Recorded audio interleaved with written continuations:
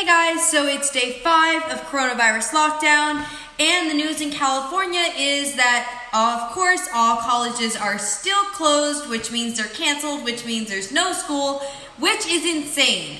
And let's see, Disneyland is still closed, and I work at a yoga studio, and that was currently closed today. So that is absolutely crazy.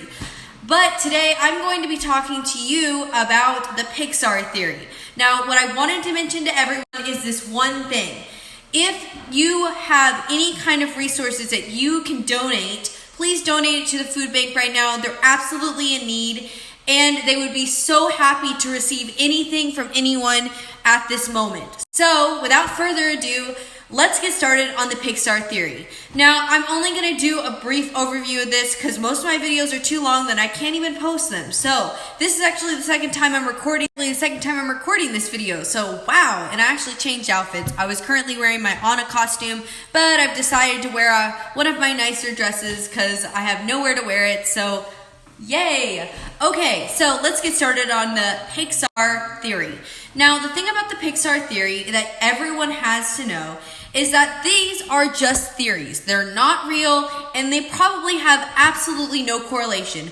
But I made this handy-dandy poster that I will show you guys, and so everyone can know the timeline. Basically, it goes like this. The first thing on the timeline is 65 million BCE was The Good Dinosaur. Now, The Good Dinosaur is one of the newer movies, and I wouldn't really count it as one of the most famous Pixar movies, so we're not going to talk about that one. I'm going to skip to basically all of them, and I'm just going to talk about the really important ones, so I'm going to put this away.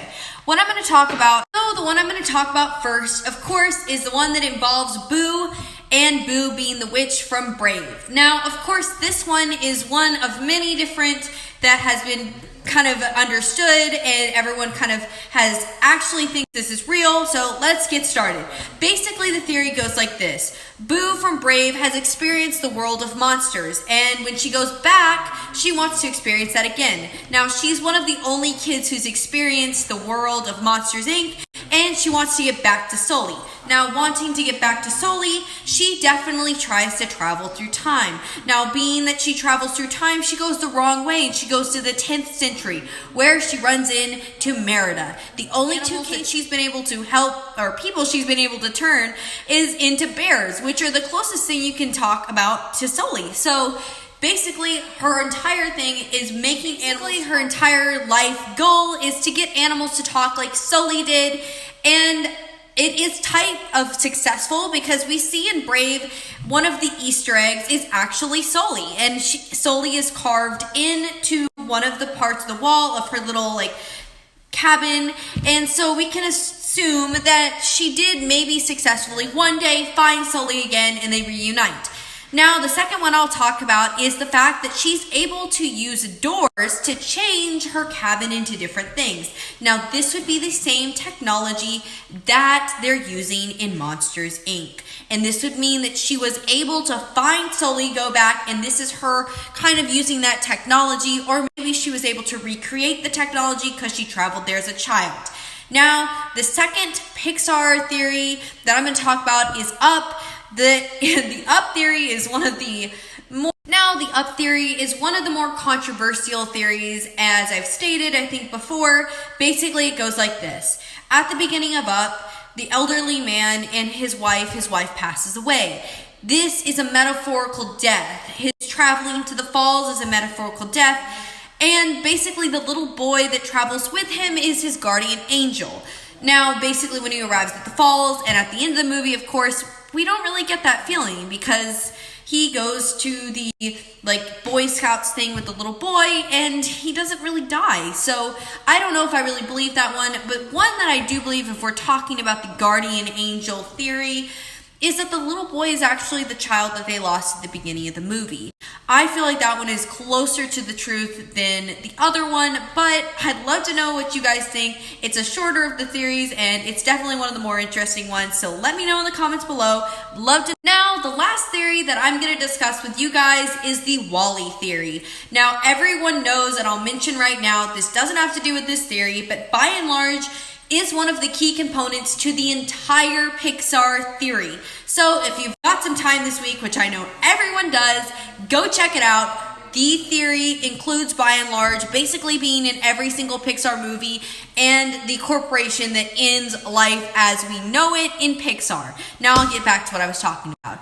The WALL-E theory goes like this. Basically, WALL-E and the population of Earth has become unlivable, and people have had to go up, meaning they've had to live in space, but they've left WALL-Es to take care of the Earth, and WALL-E is obsessed with humans. He loves watching movies, and he actually watches the movie called Hello Dolly. So if any of you guys have some free time, which I know everyone does, go check it out. It's called Hello Dolly. It's an amazing show. Basically what happens is after he's obsessed with humans and he watches their movies, he goes back up to Earth with a plant. He finds a plant in a shoe and he brings it back to Earth. Now, the WALL-E theory goes like this. Basically, he brings this plant and they come back to Earth. They plant the plant. About, I think it's 8,000 years later, I'm not entirely sure. There's actually a timeline, and I can actually tell you the time now, but I'm not going to look down and find it. Basically, what happens is the tree grows. Now, this connects with the bug's life, because in the bug's life, their entire existence exists around one singular tree.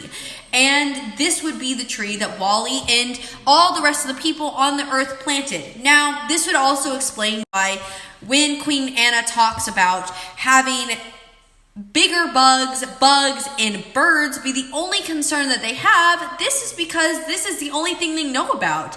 The thing is, they're not aware that humans exist, and this would be because of the fact that humans haven't had enough time really to repopulate the Earth. So the fact is, humans probably moved somewhere else because the Earth is very vast, and they're probably not living on that one singular plot of land where they plotted the very first tree.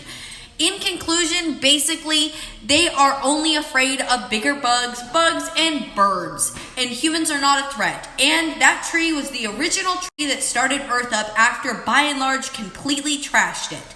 So, those are my 3 theories. I hope this video is significantly shorter than the last one that I made, which was 21 minutes. And as always, I'll tell you the same thing I say at all the end of my videos. I hope everyone is having an amazing day, and I will do something different tomorrow. I'm basically just here for you guys, my lovely, lovely followers, and I love all of you guys. And in the next video, as I always say, guys, please remember to wash your hands. And if you're not feeling well, remember there's a 14-day incubation period for COVID-19. So be someone who is smart and choose to stay home. Don't go in the community because you'll just make other people sick, and that's just not kind. Okay, and remember hydrogen peroxide. And the one thing I'll leave you with, and I'll keep reminding you guys for the rest of the week, is there is currently a shortage of food. Kids who are no longer in elementary school or even high school or middle school have been sent home that are on WIC. They're not getting the food they need. So please, if you can provide any type of food to the homeless shelters or food banks, please do so. You're gonna help out a ton of kids, and it's gonna be worth it. I promise. You do not need all the hand sanitizer, all the Purell you have. You can give up some of that. And I will also mention, if you know someone online who is not feeling well, so if you know someone online who is not feeling well, i.e. if you hear someone on Facebook saying they're not feeling well and you know where they live, please drop off some groceries, medicine, Purell, whatever you have at your house or what the grocery stores have left on their shelves.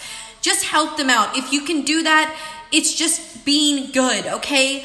I love you guys, and I will be here every single day until this crazy pandemic calms down. I love all of you guys. Please stay safe. Wash your hands.